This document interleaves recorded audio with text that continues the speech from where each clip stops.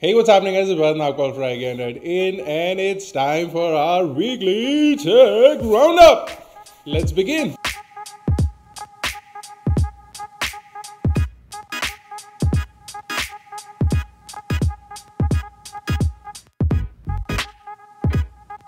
So first of all, Micromax's sister concern, U Televentures, has officially been formed, and their first product, the Eureka U or the U Eureka, has officially been launched. It has a Snapdragon chipset, which is a 64-bit chipset.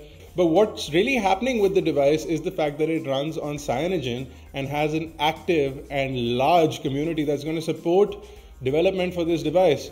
So essentially all you'll need to do is get the device, and then you can truly play around with the phone, get custom themes, ROMs, and more add-ons depending on how you want to run with this device. So it's a completely open system that they're trying to build. No, this is not something unique that they've done. It is something that they've officially copied from companies like Oneplus and Xiaomi, who have a really large developer community.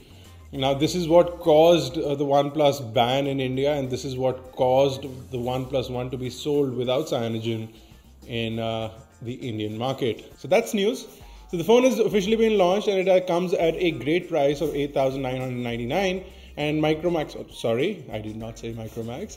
U Televentures has promised some great service support by saying that they'll come over to your house and service the device in your house.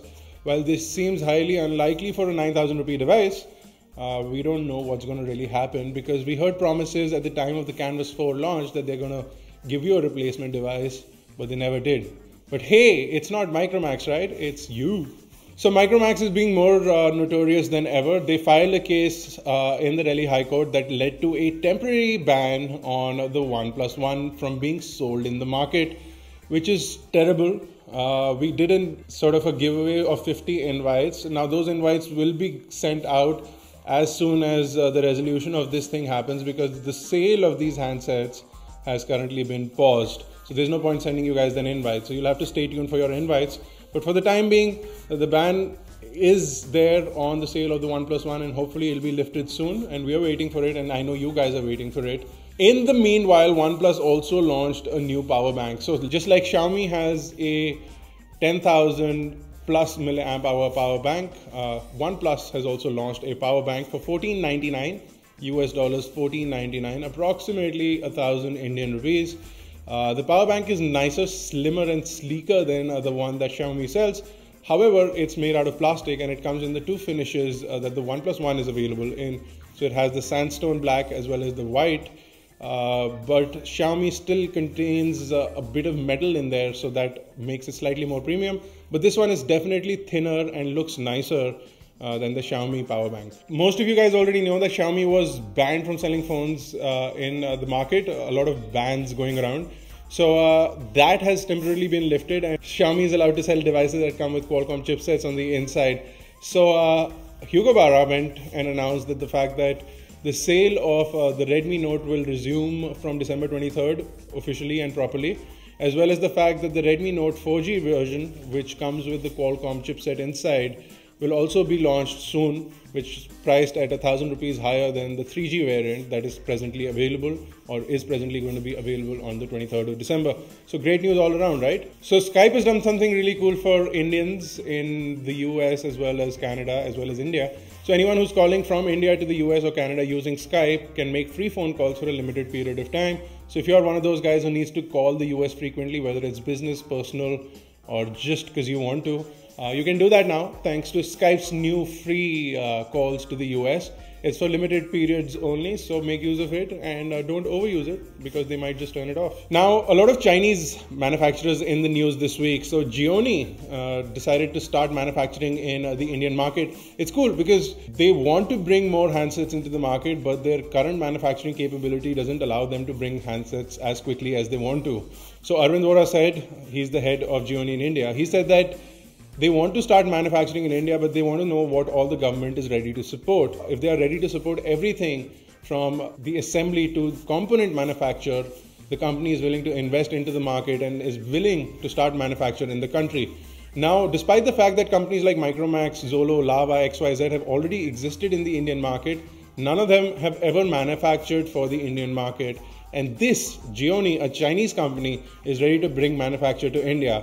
This will be really strange because the economies of scale that exist in China may never exist in India, but they might be able to churn out devices faster and make it available for the Indian market sooner. So Xiaomi might be running through the hoops in the Indian market, but globally they have officially become the number 4 company in the world to be selling handsets. That's due to sheer number of the sales, especially of their new device, the Redmi Note, which surpassed 5 million in just pre-registrations at the time they announced the device. So they've replaced LG and basically thrown it out of the top 5 spot. So the current rankings remain as follows. At the top position is Samsung, then it's Apple, Huawei, Xiaomi, Lenovo, and then there's the rest of the chunk. So it looks like LG is out of the race for the top 5 for the time being, but Xiaomi has entered, a Chinese manufacturer, in the top 5.